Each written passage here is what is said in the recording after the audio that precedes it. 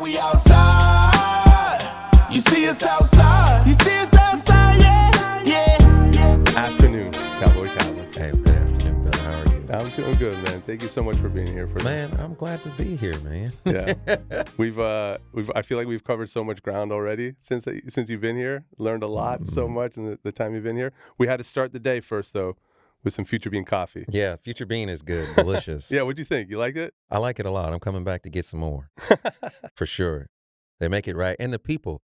This is the first time I've seen a person sitting there with one of those sample trays outside with like a little small iced coffee and a little snack or something like there. It's like the Sam's Club at I was thinking Walmart. The same thing. I was thinking So, the same thing. FUTUREBEAN is in the future. The future is you're going to get samples. So you don't need the Walmart, you don't need the Sam's Club membership card to just come here and get a free little sample. I'll just walk by. I think I was going to get like 2 cookies later if he's still out there. Oh, we got you covered. We'll make sure we take care of that for you. Yeah. So this is your first time. This is my first Studios. time. My first time here. And what's your takeaway? What do you think so far? My mind could not conceive what I saw. I mean, the way it's set up from the front of it to where it's like, okay, this is where they do the workshops, to seeing the actual pods in the studios in each room. I'm like kind of like taken back and looking at the whole situation. Like, this is really nice. This is the future of how people are going to create content. This is a place where they should come do it. I love it. I know I'm in a place where I'm going to come do it. I love so I'm it. excited. And this is your, what do you think of the Atmos room, right? Kind of the cool Atmos spot. the Atmos room is very unique, how they understand the science of music and sound. You know, sound is so important in so many things, waves and frequencies, and to be able to take it and move music in a room like that, it's like, I don't know, it's like the avatar of music. the frequency bender. So you I would love to learn a little bit about what you got going on right now. Yeah. In your day to day. We were just talking about the CMAs, right? So Yeah, how was the CMAs? The CMA Fest was fantastic. I worked this year in media. I think what is it called? Country Connected, or what was one of the companies I work with, and I went out there and they said, your job is just to take pictures of your time there, take pictures of people, film and have a good time, and just going to all the different events and seeing all the people. I was just like really appreciative of how much folks really loved the country music and how much they loved the artists and how much they loved the atmosphere. And I was like, there's nothing like CMA Fest. There's no other festival that I can think of that's like CMA Fest. It allows the audience to come and be around the artist that close and for that many days, you know. So from Thursday to Sunday, it's just beautiful. Wow. Yeah. And have you been going every single year? Or? I've been going to CMA Fest since 2020, and because of COVID, sometimes they didn't have them or didn't do a big thing. But I've been going to them for about 5 years, and this was the first time where I worked. Most of the time, I just go as a fan or go, walk around and just see stuff as an artist. But this year, I was working it because I wanted to be more in it. Yeah. And I got to capture so many things of people and like being in the rain, like just saying like, rain or shine, we're going to be here. Sometimes it was a lot of rain and thunder, so stuff got canceled or postponed. But I got some good videos of people just out there in the rain, just having a good time, still listening to the music and enjoying themselves. Wow. People just in the music. When it rains, you can't pull your phone out, so you just got to listen. Yeah. So it sounds like you've been in Nashville for quite some time. I saw you had posted I think it was like a then and now. Yes. Like a decade of being in the industry. Yeah. Oh, you saw that? I saw that. It was like 2015. It was in Bakersfield, and I did an interview there. I was like kind of like this, like a podcast back in the day, and so I've been doing music for about 12 years. Wow. And country music only, and so to come there and when I was in Bakersfield, I had played everywhere. I had played at this local bar called the Bullshit. And then I played at the other place called the Crystal Palace. And I've been playing all around, had a record deal in 2013 with a Hispanic music label called Silent Giant Entertainment, or Pocos Perros Locos, right? And so I did all that stuff, and then the guy was telling me in a podcast in Bakersfield, he said, hey, man, you're not going to do it here. What you're trying to get to, you got to go to Nashville. You got to go to Austin, Texas. You got to go somewhere else, because what you want is not going to happen here in Bakersfield. It's just not. There's just not the structure to support it. So basically, but I did it. I did everything you can do in that town, and that's when, Scott told me that. He's like, hey, it's time to go to the next level, brother. Wow. You did everything here. Okay, so to that point, how did you could have chosen Austin, or you could have, Nashville. How did you decide? What was part of Well, the decision-making when you listen process? to the radio and you know music, you know Nashville's where it's at, right? And I did take a little. I went from California, from Bakersfield to Florida, and so that was a pit stop for me. Florida was a pit stop. I had an opportunity. They were like, "Oh, we're gonna help you out with your music," but then when I got there, they didn't. So I stayed there for a little bit, and then I said, "Okay, it's time to go to Nashville." And so I got here in 2020 during the pandemic. So in Florida, 2019, I did a show at this venue called Joyland, and a lot of artists have performed at Joyland. So they gave me an opportunity to perform at Joyland, and they said, "Hey, we'll give you a chance," right? So I worked my way over a couple years being there, and I did a show, and I think something like 500 people showed up on a Friday. Okay. Right? So that's the night where nobody goes there. It's a Friday night. So then after that, a couple people come to me and say, "Hey, I didn't have that much music that time," and they were like, I had a few songs, and they were like, "Hey, we're gonna work with you. We're gonna sponsor you. We're gonna get you out there." And the owner said, "Well, this is his first time he worked with the band." And then one of the guys, he looked at the owner and he said, "Do you see that parking lot?" Wow. He said, "Do you see that parking lot?" And he said, "Didn't you tell me this guy went out there? I sold all the tickets myself. I walked around Florida, Bradenton, Sarasota. I walked around all the streets, all the markets, all the venues selling tickets. Wow. And I sold 500 tickets. I gave some to my friends to sell. I said, hey, you keep the money. You sell the tickets, you keep the money." So between me and about 5 or 6 of my friends, we sold 500 tickets Wow. to Joyland, and all the people came. And so from there, I thought, oh, this is about to be great. It's 2019, going to 2020. I got these people that believe in me. They got, so we're going to invest in it. They saw what I did by myself. And so they're like, let's go into it. Then boom, COVID happens. Yeah. Everything goes away. Mm. And I'm a little bit sad, but then at the same time, I realize we're in a crisis. Now I'm a nurse. Mm. I have a degree in biology with human emphasis. Wow. And I studied public health, in particular epidemiology, right, and quarantine. So now I'm sad because I don't have the people backing me anymore. My music career is halted right now, but my country needs me. Oh, wow. So what do I do? Do I wallow in the fact that I don't get to do the music anymore? No, I put my scrubs on and I start working as many facilities as I could, because I'm like, I am the closest thing you're going to get to an expert on this situation right now. Wow. So the first day I think I worked at a facility, I had in March of 2020, I had 15 patients test positive for COVID. And I said, we got to start quarantining. We got to start doing assessments. We start breaking down what's happening. Let me get assessment. Everybody's got a different level of how their symptoms are manifesting with this disease. And so from then on, for the next few months, I just started busting my butt until they got it figured out. I started making videos. If you go back on Facebook, you'll see I started making videos talking about, does hydrochloroquine work? What is ivermectin? You know what I'm saying? Like all these different medicines. Yeah. I was updating people. I was talking about, what does it mean for herd immunity? So I was just trying to educate people as much as I can while I was in it. So I immersed myself, because that's what I do. I'm like, I'm a veteran too, so I'm a combat medic in the Army. So That's what I was going to ask. So where did you do this when you were in the military? Yes, I did. I was a combat medic, and so I was like, being a basic medic, but also we have to study about quarantine because we do with biowarfare, bioterrorism. In the event that you have to encounter bioterrorism, you have to know how to deal with it. So I already knew what to do. Plus, I went and studied at the American military universities where I studied public health. So I knew about epidemiology, how diseases go, and who's the host, and how's it transmission, and how's it transferring person to person, and what are the health risks and factors that are making people catch it, and is there a correlation between what's on TV and what I'm seeing in real life on the ground, right? And so, well, thank you for your service. You're welcome, first man. and foremost. It's an honor. And it sounds like this skill, this gift that you have on the performing side, you combined it at the time with the knowledge that you have on the health side to be able to get the message out to people. Yes, so I did. It's crazy how you pivoted in that way. So you're going through that, a tough time for everybody, on the event side, performances all around, right? Exactly.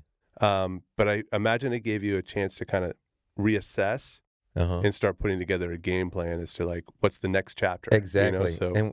And so what I did is I worked until they had something going. Uh,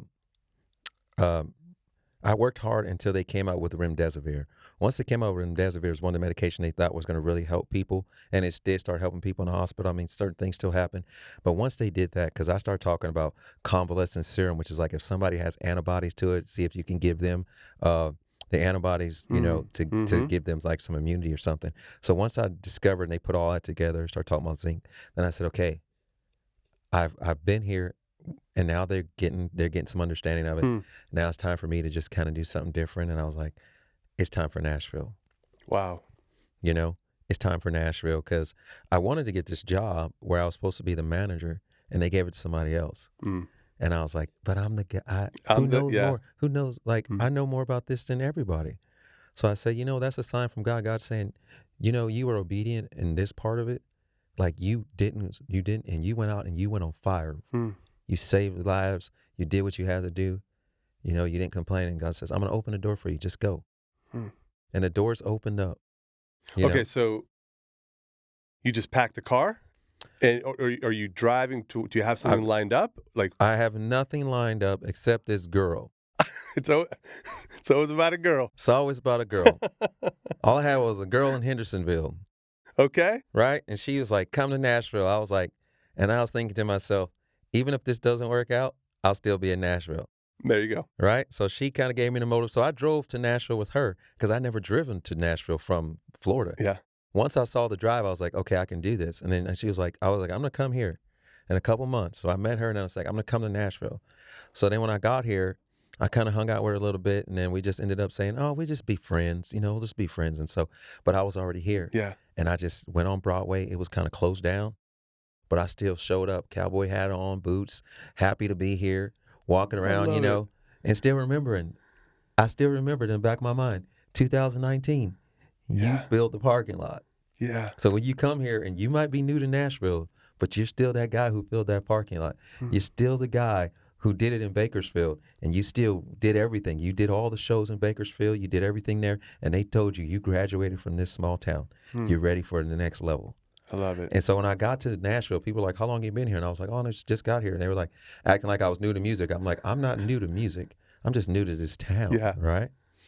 And so I got here, and the craziest thing, the first 2 weeks I was in Nashville, I was at, what was it called, the Wild Beaver? Okay. A karaoke place. And then I'm talking to a young lady, and then all of a sudden she says, oh, I'm meeting my friend here. Her friend turns out to be Darius Rucker. Wow. So imagine being me in Nashville for 2 weeks. First person you meet. Wow. Darius Rucker. Didn't think, I thought, I was so excited. I was like, man, I love you, man. I started talking. Yeah, I got excited. Oh, bro, you're so awesome. Appreciate everything you're doing, man. You're awesome. You paved the way for me. He's like, yeah, thank you. And he's like, you want a beer? Or he's like, you want to do a shot? So he's reading, I think he's watching me for a little bit to see if I'm cool. Then he's like, all right, this guy's cool. Other people, I had already sang before he got there. I already made a name for myself before he came there. Yeah. So he was like, okay, people know this guy. He's like, you know, karaoke, he's doing his thing. So then all of that, he's like, we're going to do some shots. So we did some shots of Jim Beam. Me and Darius did shots of Jim Beam. So then I went up there and I sang, and I said, and the crowd was kind of, because I sang a Brantley Gilbert song. I love Brantley. I'm from Georgia. So I love all my Georgia boys, right? Yeah. And the crowd wasn't into it. So I went back and I said, Darius, don't go up there and sing. It's a tough crowd tonight. And then he's like, what? I'm not going to go up there and sing. No. So then I was like, all right. And he was like laughing. And then so I went to get a drink on his tab, by the way. Very appreciative of that. And he got me drunk, and it was lovely. But I go get a drink, and when I turn around, guess who's on the stage singing? Darius. There you go. And so I see him up there singing, so I grab my phone. People always seen us talking to each other, and they're like, oh, my God. They were like, who's that? Like your brother? I'm like, yeah. And one girl's like, do you know him? Yeah. And I'm just, whatever they're saying, I'm agreeing with it. I'm like, yeah. But really, I'm just happy to see him on stage. And he sang a song, Walking in Memphis. I'll never forget it. His voice, like right now he's lost his voice. Shout out to Darius. Get well soon, brother. You have an awesome, amazing voice. So, you know, but he sang Walking in Memphis. And when he sang, I learned something from him in that moment. How he sang it, how he delivered it. It was like I was learning and enjoying it, but I was listening to him sing that song and make it his own. And so I learned in that moment, you gotta sing the song that works the crowd. Like I wanted to sing Brantley Gilbert, but that crowd, they wanted to hear some different stuff. So from that day forward, I learned from Darius, sing to the crowd that's in the room. You know, having spent, this is my first time being in the Nashville area and had the opportunity to go downtown, went to Tootsie's, and I went in. I was coming from a standpoint of like, just I want to learn, take it all in. Got a chance to see one of the performances on the top floor. I was blown away by their ability to captivate the crowd. They're setting up, they're getting ready, play their first song. The crowd is not really in the inside, they're on the outside. Next thing you know, artist jumps up onto the bar and starts drawing them in. Starts doing a couple of songs. Crowd is loving it. But the most incredible marketing I've ever seen, she points over to one of the gentlemen on the keys and says, this is so-and-so on the keys. He's one of the best in the business. He's going to play a little tune for you. And he plays maybe 5 seconds of an Elton John song on his harmonica. It was incredible. It was amazing. But it was only 5 seconds, stops. And then she goes, if you all want to hear this song, we need $100 right now. Exactly. But because... And it just came flowing. Because they had been listening to certain songs the entire time, and this was different. And it was brilliant. It was so well done, but it was her ability to just connect with the audience, and everyone was so involved. I was so impressed by their ability to connect with the crowd. She knew that crowd wanted that song. She knew that. That's what you're saying. And it's to know, like, because it could have been a different crowd. I mean, like, you picked that song there and be like, we don't care about that song. But she knew when she got on that, she got on that stage, or when she got on that counter or got on that bar, and she looked around and she's like, this is that crowd. I couldn't believe it. It was amazing. So you get a chance to meet Darius. This is early on when you get here. Early. And then what? Walk us through what happens next. So now I'm working here, and I'm just still, and everything's closed down. It's quarantine. So all the places are pretty much kind of closed a little bit, or there's like distance, like there's no dancing, there's nothing. The bands are playing. You just got to sit there and listen. It's like being at the old school Ryman, right? You're just sitting there listening to the music, but you're 6 feet apart. They like tables and everything. And then, so imagine this. So I meet Darius. Then a couple weeks later, I'm doing something and I'm hanging out with some people, and then I park my car downtown, so I got to run back to my car that's parked downtown, still like 2020. And as I'm walking, I think to myself, I think that's Brantley Gilbert walking his like pit bull or something, right? And it sure enough is. And then the girl, she had took my hat. Some girl took my hat. So I see Brantley Gilbert, and I'm walking with my boots in my hand or something. I walk by him, and I'm like, he's like, hey, I say, hey, how you doing? He's like, how you doing? I'm like, man, this girl took my hat and my boots. I got to get to my car and all this stuff. And he starts laughing, and he says, well, but did you have fun? So I'm just walking down the street, see Brantley Gilbert. Now listen, again, I'm just got to Nashville not that long ago. See Brantley Gilbert, and he asked me after I had this night. I thought he was gonna be like, who's this guy walking towards me? But I still have a hat on, still got my I still got my boots in my hand. So you look obviously like it's some country boy. Where is he going, right? Because I'm running, because I can't run in my boots. And he asked me that after I told him what happened. I was like, well, did you have fun? I was like, yeah, I did have fun. And I was like, and I just kept going, And I thought that was cool. And I saw him later on, took a picture of him, and I told him about that. He's like, I kind of vaguely remember that, right? And so that was my introduction to 5th Nashville. week to Nashville. That's like 5 weeks of being here. Right? And so now I'm working. I'm trying to figure out where it is.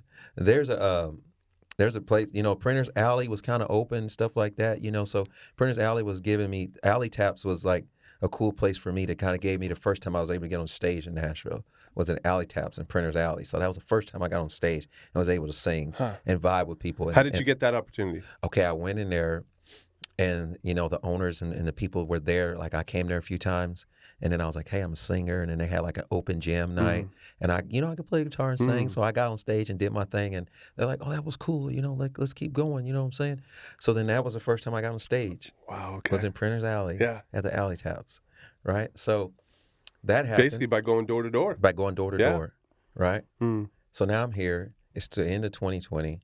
It's like the beginning of 2021, right? So I have my birthday in March, right? Still Nashville. And this is the crazy part. So I get here in August of 2020. And I've already met Darius. I've already seen Brantley Gilbert on the streets. Now I'm walking down and I'm having, I'm just hanging out the bars and enjoying the Nashville life and learning about music. Well, 2021 is my birthday, March 4th. I go to Tony's Pizza Place or whatever, Tony's Tacos here in Franklin. Okay. Right? And then I'm there, and then it's my birthday, and then Chase Rice shows up. And I'm thinking, he's not going to say nothing. We're not going to vibe. But I had met the drummer a couple times, right? And so I was telling him, I was like, yeah, I met the drummer. He's a nice guy. And he was like, oh, yeah, let's send him a picture. And so we did. And the next thing you know, me and Chase are like battling out. We're doing skeet balls. We're shooting basketballs. It's my birthday. You know, I was dating a girl at the time. I was like, it's the best birthday ever. Imagine, I'm not even in Nashville for 6 months. And I'm here shooting basketball with Chase Rice, doing skeet ball, and he's beating me, and I'm mad. I'm like, he's drunk and he's beating me. I still want a rematch, man. I want a rematch. And I've met him after that, and we talked to him a few times. But that was the first time I met him. And so, like, Nashville's, I'm just saying, like, this place is amazing, right? I'm just meeting all these people, and I'm just like, but what I was learning, it was just like, it was an energy. So then what I decided to do, I said, just keep being a good human. Don't worry about the music. Just be a good human right now. Be a light. So I switched from wanting to be an artist to just being a light. Yeah. So I started saying, be a light, be positive. Wherever you go, be authentic. Don't want anything. Just always show up and say, I'm going to dance because I love this music. And then people say, what do you want from me? I don't want anything. You've already given me the music. I already love your music. I've already connected with you on the music. So now I'm just here. You're in the presence. I get to meet you, and that's enough. Yeah. So that's when I said, so people are like, oh, if you know this person, you met this person, why didn't you do this? I'm like, no, I'm just here to be a light. Be a light. Be somebody when they see you, they're happy to see you, or they like talking to you, or they realize you've said something positive to them. Yeah, we were talking earlier about how you had a chance to connect with Post Malone, and that he's genuinely a good, kind person. Yes. And I've heard that quite a bit. Even Kevin in here who's had a chance to bump into him. Everyone has said that, and it sounds like, it's more than just the music. It's seeing Post Malone, that was forward. That was like recently compared to other things. But Post Malone, when I met him, and then I'm sitting there like hanging out, and then like I'm like at the bar Losers, and I'm seeing him, and I'm like not even in the party, and I'm just like, oh, and he comes up to me, and I tell him like how much I love his music, and then I tell him like, oh yeah, well I kind of I know Ernest, and I used to hang out with Ernest and Morgan back in the day and all stuff. So he's like, oh yeah, well come in.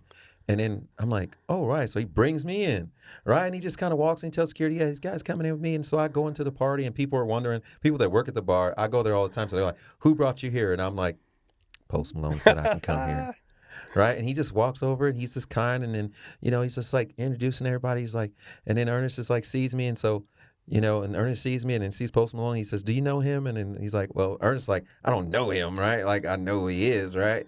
So then at the end of the day, it was just like, and then Ernest walks out, and I do go back out to Ernest, and I like open the gate because he's leaving the bar. So I shake his hand and say, love you, buddy. He says, love you too, because I think Ernest is one of the best artists in Nashville right now. I think he's like a treasure for Nashville with the way he writes music, the way he tells stories, and the way he's building his team. And he has helped Morgan, and he has helped other artists, and he is a great writer, and he's a great with melodies too. And so that was so cool to be around him, to be around Ernest, because have so much respect for him, and then to meet Post Malone. And that was the first time I met him a couple times at Losers, right? And so every time that I met him, he was the nicest guy, But most of them are, like even Ernest is just the nicest guy. Like, everybody's in their world and they're doing their thing, but they understand that the music is what connects you to people. And I saw on your social channels that you've done a great job of connecting and being authentic. There was one where you were just singing into, I don't know, you were on a tennis court or basketball court or something. You were just singing one of your songs or a song, and you could tell like it was so authentic. Yeah. So yeah, like the more I'm learning too is social is such a big part of this industry as well. So it is. Yeah, what are some advice that you have around that for artists?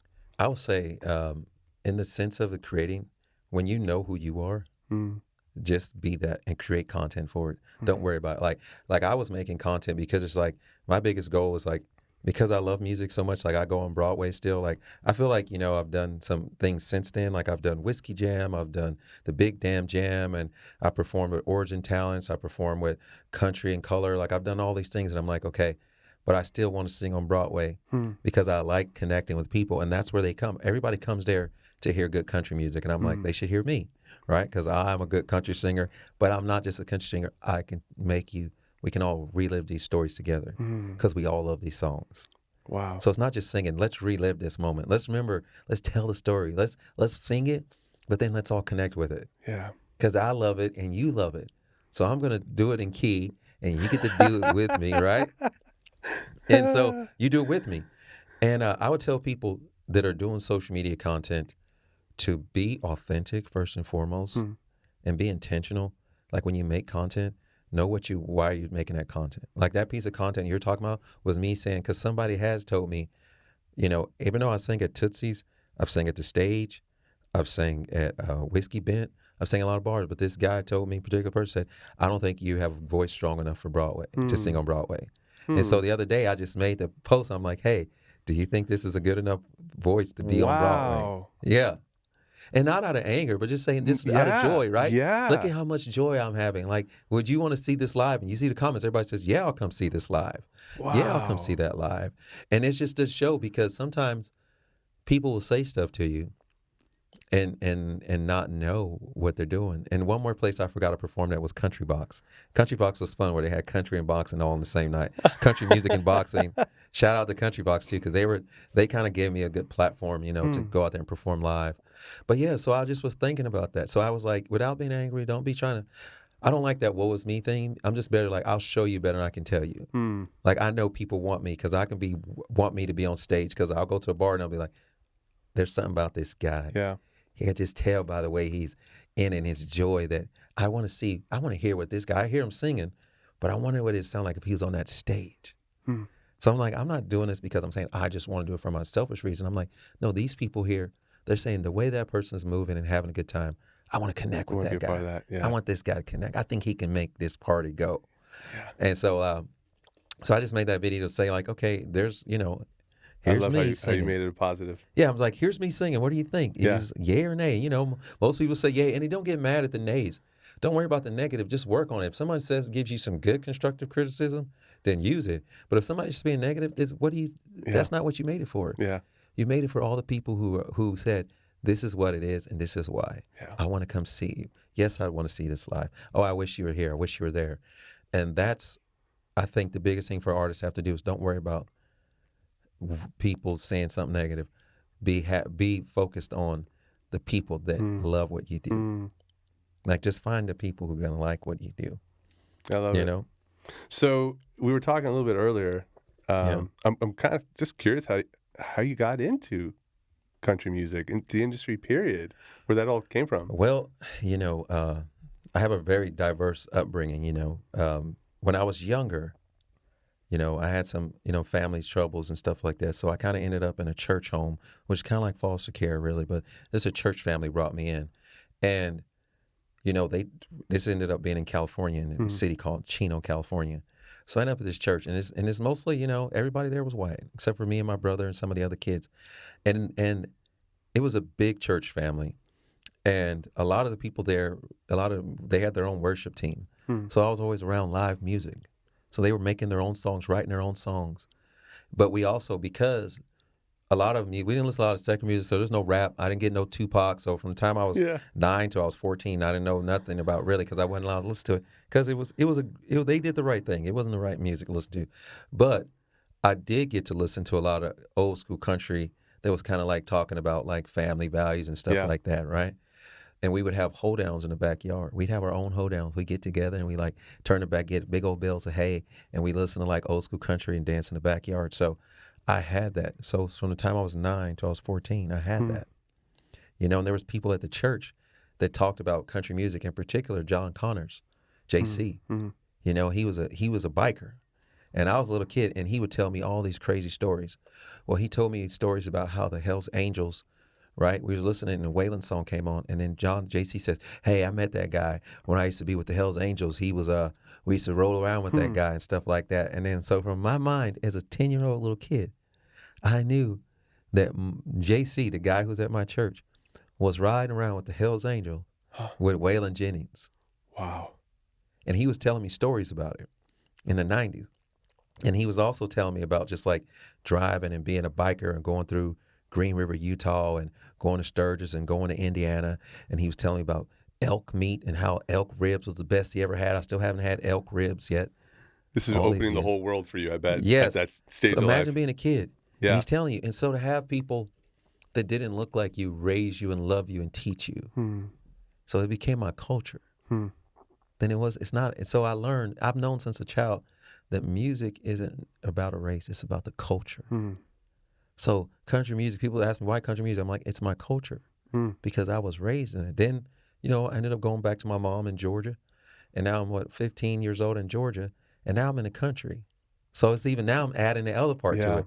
Now I'm in the country, I'm on a farm with my uncle, we got cows on both sides, we got emus, we got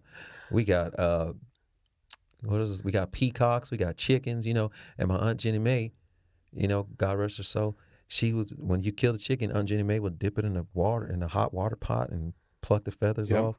And my Auntie Pete would cook it. My Uncle George was the one who was doing all the killing. So having that, now I'm combining this, this, I would say, contemporary country lifestyle in Chino, California, where they have dairies and stuff, combining with Georgia, which is more country lifestyle. So I'm fusing these two cultures together, but both of them are country in their own way, And so I'm able to fuse those together. So now, what else am I going to sing? What else am I going to gravitate towards? It's who I am, So then I went to the Army. Yeah. Right? When I went to the Army, this is where I really got into country music. I think the guy's name was Daniel. He's from Alabama. He says, "Calvin, you seem like a cool dude. Since you know that John Michael Montgomery song, it says like, hey, little baby, why don't you give me a sign? I do anything you make it mine on mine," right? So he sang that song, and then he said, "I bet you'll like this song." First song he plays for me is Kenny Chesney, "She Thinks My Tractor's Sexy." And I listened to it, and I was like, I like that one. So then he says, "All right, Calvin." So he's vibing. He's like, because he doesn't even know my lifestyle where I grew up at. Sorry. He didn't know where I grew up at, but he could tell that I was vibing with him, and I like country music. So then the next one, he's like, okay, this one's different. Well, then he puts on Tim McGraw, "Don't Take the Girl." So I'm like, one after the other. One after another. So then after that, I'm like, this is my jam. This is me. Yeah. This is my music, right? Yeah. So he starts playing it, and just starts playing all this good music from that, that time period. And, I'm just like, and so I just start listening to it, and I'm like, I love this. And so I just started listening to it. I think like in 2003 or 4, I went to a George Strait concert, bought me a hat at some country bar in San Antonio, Texas, when I was at, where was I at? At Fort Sam Houston, right? That's where I did my training at. So they had a concert. It wasn't in Fort Sam Houston. It was like somewhere in Texas. So I bought a hat in San Antonio, went to the George Strait concert, didn't even know all the words to the songs, but I knew some of the country music, right? So then from there on, I was just like, once I left that concert, I was like, this is me. I don't know if I'm ever going to do this, but this is what I love. This is the places I'm going to hang out. And I've been doing it ever since. And did some karaoke one day. And then people were like, "You don't sound bad. You should think about doing this." Oof. And I was like, I don't know. So I just kept doing karaoke.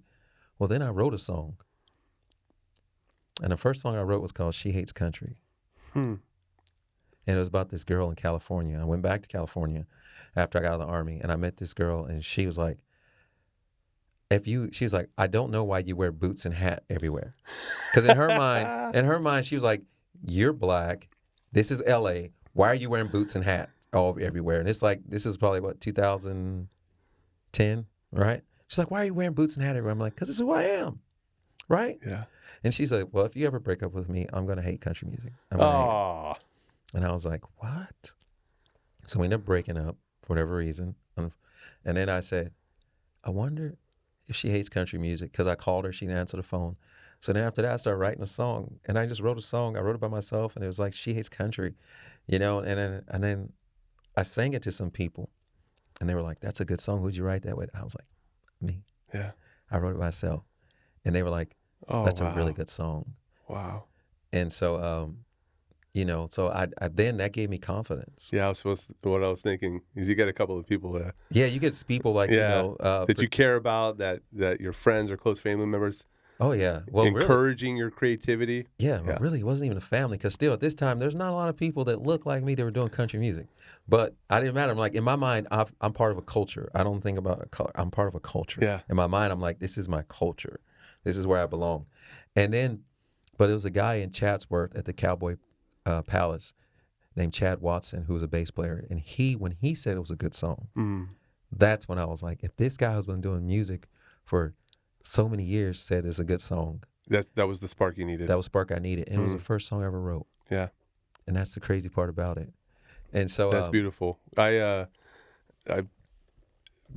been a part of the Full Sail fam for many, many, many years, working alongside a lot of creative people. Yeah. But I don't know how to play an instrument. I can't sing, right? Yeah. So I never really had a creative outlet. And then, but I made a lot of short videos on my phone for the family, and I would send it to all the family members. Yeah. And then one day I got a call from my niece, and she was like, "Uncle Andrew, will you film my wedding?" And I was like, "Charlie," shout out to Charlie. I don't know how to do that. I make 20-second videos on my phone. She's like, "I don't care. I love them. We'll pay you." I'm like, "You're not paying me." Yeah. So I thought about it, and then I went to my wife, and she just basically just looked me in the eye, and she said, "You do realize you've been making videos since our first Connor was born." Wow. And it was almost like a moment where she was giving me the confidence, like where I make videos. Yeah. I make videos, and from there on, I'm like, let's roll with this. So I'm making videos nonstop, but I needed that person to acknowledge the creative side, and like, I don't know, just gave me the confidence boost that I needed. To create it. And that's I'm a video maker, And that's our creative moment. Yeah. When is your creative moment? That's yours. Yeah. So that's what I think that's a cool thing. Your creative moment was with your wife. Mine was when Chad Watson said, "There you go. You have a song." And once Chad Watson told me that was it, that was my creative moment. That's when I was saying, create it. Wow. Create it. Now you can create it. You just need that one moment where somebody tells you encouragement. And then once you know that, then you know from there on, I'm going to create it. Wow. I'm going to go out there and make it. I love it. It's beautiful. Yeah. Beautiful. So have you made some albums along the way? 2013, like I said, I had a record label with Silent Giant Entertainment, and we made a song called Cowboys Love Their Country, and stuff like that. So that song came out. We made an official music video. It got some buzz, but it was kind of like ahead of its time still, because they were like mostly doing like Latin hip hop. So they wanted me to do hip hop, but I was like, I want to be a singer. But they were like, no, we're gonna try to do this little hip hop country thing, and it was working. But the problem is, they didn't want to work with Nashville, and Nashville's like, hey, we like this, but we want to make it sound a little different. And the label's like, no, we want to leave it like this. And so there's a clash. So we never got off the ground because we didn't work. We weren't trying to work with Nashville. So got a radio tour out of it, learned a lot. So but we just never got to that next level because there was no compromise of the sound. Yeah. And I was like, this is a cool sound, but I still think this isn't my sound. This is a sound that works right now. And I think that's part of being an artist. You evolve. And I was happy with the sound, but they were like, it needs to be more authentic. You need to bring in some more instruments. And they didn't want to do that. They didn't want to bring in no fiddle, no steel guitar. The label didn't. So we never got to where we should have got to. But it was a good foundation. So what advice would you give to someone that is creative, that's starting off with music, that has the same dream of coming to Nashville, but just hasn't pulled the trigger yet? What's some advice you would give from what you've learned through the process? I would say the first thing to do is understand is like, if you have to love it, you have to love it. You can't like it. You have to love it. You have to love it with every part of you. Because if you don't love it with every part of you, parts of you are going to be sad and torn up. You're not going to enjoy it. Because it's a journey. When you get here, it's not going to be easy. And if you don't love it, if you're not in love with the music, if you're not in love with the process of it, then you're not going to make it because it's going to break you. So first and foremost, you have to love it. Second thing I would say is do some research and see what places are out there when you come here. Know that, are you going to be a singer-songwriter? Do you want to be an artist? Like, what do you want to do? Do you want to start off on Broadway doing cover songs, or do you want to go straight to Midtown and be a singer-songwriter or your guitar player? Know where you fit in the city. Know where you want to start at, you know? And the next thing I would say, if you want to create something, you better come to Createit Studios. I love that. That's the main thing, is like, Appreciate find the plug. places. Yes, find places where you can create, you know? And this place right here, you know, if this would have been around when I first got here, I probably would have done so much more. So I'm glad that this is here now, because it's here. It's the perfect time. I still feel like I'm in my prime, you know, still, you know, and seeing everything that's here is just like, this is going to be awesome to come create something here. Thank you. Yeah, we're trying to make it as accessible to everyone as possible. It's accessible. It doesn't matter if you're a beginner or a pro, especially with beginners where they're nervous and come on in. We've got you. Exactly. You know? So a lot of the team here has experienced in the industry for many, many years. So we'll come alongside you and help out as much as we possibly can. And that's all people need sometimes, is somewhere, because Nashville is like, somebody's going to say, oh yeah, well, I could take you to a studio for this price, or I could take you to a podcast. Everybody's got their own price and they got their own thing. But when you come to some place where it's like, hey, it's about you. It's not about me. It's not about who I know. It's about you. You're creating your own masterpiece. You came here to create it. And we're just giving you the platform and the atmosphere to do it your way. Yeah, there's been some pretty cool moments over the last few months. One of them, you know, people that just moved here in March and they hadn't had a chance to perform, and they showed me the songs and I'm like, well, what, you want to come to open mic night on Friday? Yeah. And it was almost like, we can come. Yeah. Yes, you can. You can sing. Let's do it. So it was really, really cool. Our first one, we had so many people come that hadn't had a chance to perform yet. So after each song, it was like standing ovations from the whole crowd. Just so much love and support. So it was really, really cool to see. Exactly. See, and that's what it's about, the environment. Because too, like, one thing I could say, having been here for the small amount of time I've been here, it's a very therapeutic place as an artist to come and have the environment be the way it is. Because everything's here. Yeah. So you don't need to go anywhere else. You can get everything you need done here. You want to make content, you want to do podcast stuff, you want to do an interview, you can do it all right here. Yeah. So a lot of the gaps and things they want artists to have and people to have can all be done right here at Createit. Love it.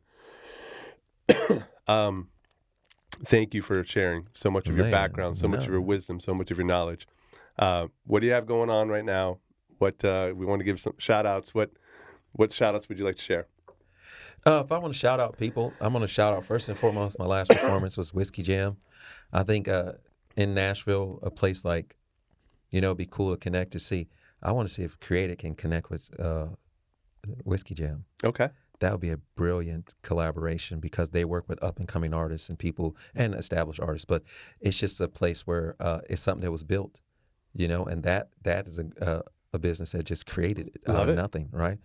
But shout out to, you know, just everybody chasing a dream, all the dream chasers. You know, we're all in it together.